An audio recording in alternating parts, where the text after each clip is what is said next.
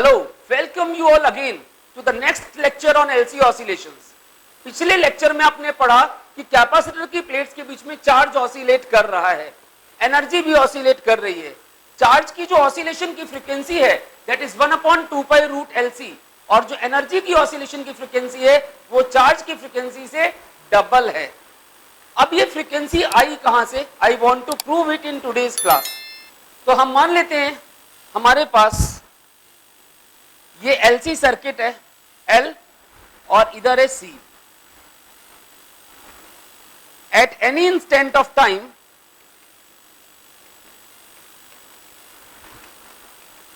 किसी भी instant of time t पर इसमें कुछ चार्ज है कैपेसिटर में Q और इसमें कुछ करंट है जिसके कारण इसमें मैग्नेटिक फील्ड भी है I.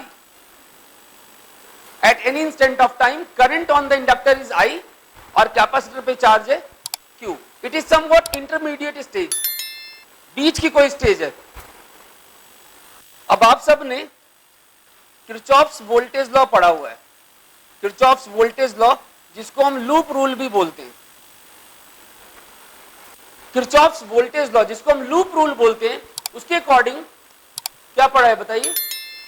Some of voltage drops for a closed loop is equal to sum of EMFs connected to that loop.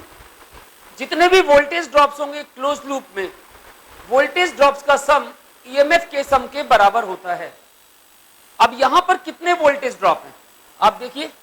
यहां पर एक वोल्टेज होगी कैपेसिटर के लिए और एक वोल्टेज होगी इंडक्टर के लिए. तो voltage across inductor plus voltage across capacitor should be zero. Zero क्यों? क्योंकि एक्सटर्नल कोई भी सोर्स नहीं है.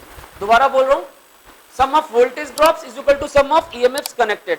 कोई ईएमएफ कनेक्टेड नहीं है, zero. Sum of voltage drops, inductor का ड्रॉप प्लस में कैपेसिटर का ड्रॉप. तो आप बताइए इंडक्टर का वोल्टेज कितना होता है? याद है आपको? -L/di/dt और कैपेसिटर का Q/C.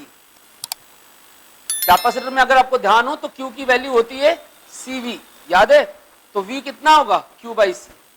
तो कैपेसिटर की वोल्टेज होती है Q/C, इंडक्टर की -L/di/dt. L and current dQ/dt. Capacitor का चार्ज डिक्रीज हो रहा है, डिक्रीज हो रहा है, तभी करंट बढ़ रहा है. तो मतलब यहां पर ये dQ/dt नेगेटिव है. क्यों? Charge on the plates of capacitor is decreasing. Plus में Q/C इज इक्वल टू 0. अब आप देखिए माइनस माइनस कट गए. ये L2Q/ second of charge d2Q/dt square plus में Q/C इज इक्वल टू 0. देखिए माइनस और माइनस कैंसिल हो गए, ये सेकंड डेरिवेटिव बन गया चार्ज का. ध्यान से देखिए 2Q/dt square plus Q/C is equal to 0. L common ले रहा हूं मैं.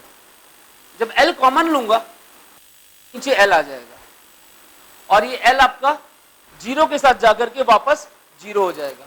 यस और नो? देखिए L कॉमन लेना है. जब L को कॉमन लेना है तो इन दोनों पार्ट्स को L से डिवाइड करना पड़ेगा. L से डिवाइड किया, यहां L से डिवाइड किया, LC हो गया. ये L इधर 0 के साथ जाकर के वापस 0 हो जाएगा. तो इक्वेशन बन गई मेरी. इसको स्क्वीज कर देते हैं. देखिए ध्यान से, नजर आ रहा है आपको सारा. इक्वेशन क्या बन गई? इक्वेशन बन गई d2Q/dt स्क्वायर प्लस में Q/LC इज इक्वल टू 0. ये मेन इक्वेशन है. इसको हम बोलेंगे equation for electrical simple harmonic motion. और किसका SHM हो रहा है? चार्ज. किसका SHM हो रहा है बच्चों? चार्ज का SHM हो रहा है.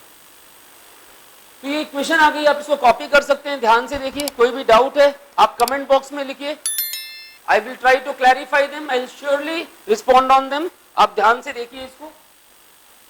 इसके बाद अब हम इसको कंपेयर करते हैं मैकेनिकल SHM से.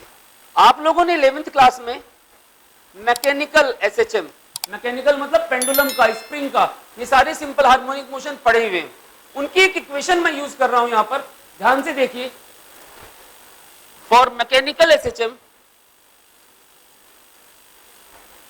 इक्वेशन क्या होती है, d2y by dt square plus में omega square y is equal to 0।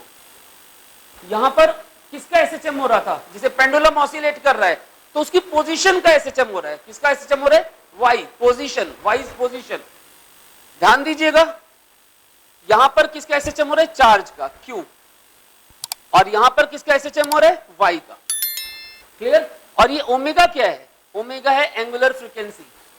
आप अगर यहां कंपेयर करें तो ओमेगा स्क्वायर की जगह इलेक्ट्रिकल एसएचएम में क्या है, 1/LC, रेसिप्रोकल में LC। ध्यान से देखिए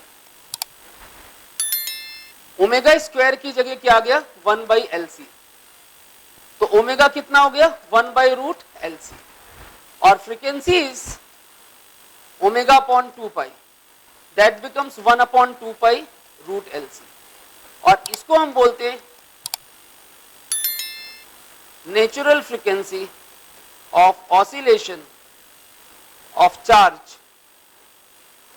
इन LC circuits.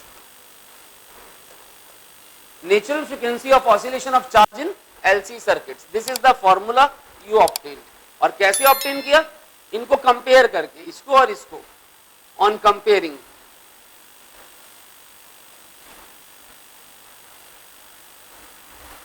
ये आपके सामने मैंने सारा कर दिया, ध्यान से देखिए। तो आज आपने वेरीफाई किया, दोबारा बोल देता हूं मैं, L और C को पैरेलल में लगाया हुआ है, कोई इंटरमीडिएट टाइम है, इंडक्टर में कुछ करंट है और कैपेसिटर में कुछ चार्ज है। इंडक्टर मैग्नेटाइज्ड है और कैपेसिटर में इलेक्ट्रिकल एनर्जी है। एक बीच की स्टेज, उसमें किरचॉफ्स वोल्टेज लॉ लगाया, लूप रूल। तो इंडक्टर की वोल्टेज प्लस कैपेसिटर की वोल्टेज, इन दोनों का सम कितना हो गया, 0। 0 क्यों, क्योंकि कोई भी एक्सटर्नल सोर्स नहीं है। इंडक्टर की वोल्टेज होती है -L di/dt, कैपेसिटर का चार्ज है Q/C। इसको सॉल्व, इलेक्ट्रिकल एसएचएम की इक्वेशन आ गई। इलेक्ट्रिकल एसएचएम की इक्वेशन आई, इसको हमने मैकेनिकल एसएचएम इस इक्वेशन से कंपेयर किया। मैकेनिकल एसएचएम में ओमेगा स्क्वायर की जगह यहां पर 1/LC है, तो ओमेगा स्क्वायर इज 1/LC, और ओमेगा कितना हो गया, 1/√LC, और फ्रीक्वेंसी आ गई 1/2π√LC। So this was the concept of obtaining natural frequency and equation for electrical simple harmonic motion in LC circuit.